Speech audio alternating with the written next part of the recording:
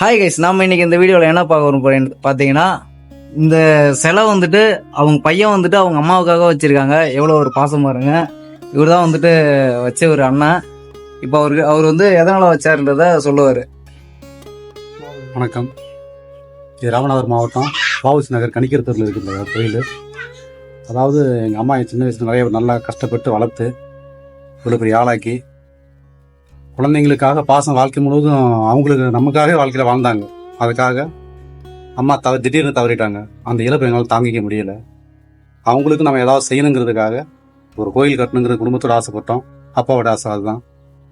அண்ணன் தம்பி நம்ம மூணு பேர் நம்ம அண்ணன் தம்பிங்க 3 பேர் ஐடியா பண்ணி இது மாதிரி தாஜ்மஹால் மினி தாஜ்மஹால் மாதிரி அம்மாவுக்கு சேலை கட்டி கோயில் கட்டி வருஷம் கும்பிடுங்கிற அளவுக்கு நம்ம கட்டியிருப்பேன்.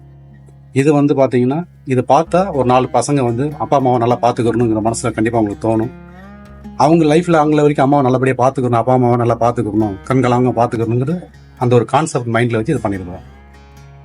ஓகே, எவ்வளோ அன்பு பார்த்தீங்களா? இதுதான் அம்மா மேலே இருக்கிற பாசம் அளவு கட்டுறதுன்னு சொல்லுவாங்க. இவர் தான் வந்துட்டு அந்த அப்பா. அம்மாவோட கணவர் இவர் தான் வந்துட்டு இருக்காங்க. இவங்கெல்லாம் வந்துட்டு என்னுடைய நண்பர்கள். இவங்க கூட தான் நானும் வந்திருக்கேன். ரொம்ப சந்தோஷமா இருக்கு.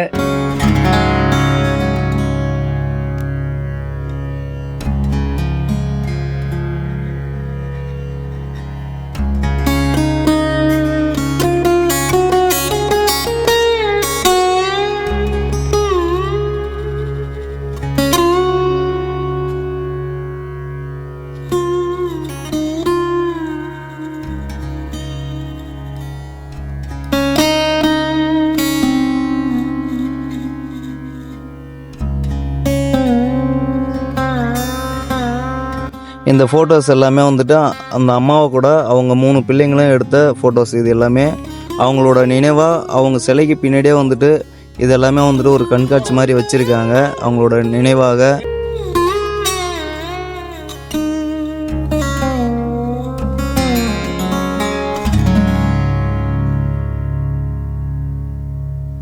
பார்த்தீங்கன்னா இந்த அம்மாவோட சிலையை திறக்கிறதுக்கு வந்துட்டு நம்ம பாண்டிச்சேரி முதலமைச்சர் ரங்கசாமி கூட வந்துட்டு அவர் தான் வந்துட்டு இந்த சிலையை வந்து ஓப்பன் பண்ணியிருக்காரு, இந்த மணிமண்டபத்தை. ரொம்ப சந்தோஷமா இருக்கு. இந்த மாதிரி வந்துட்டு நம்ம உலகத்தில் இருக்காங்க அப்படின்றது.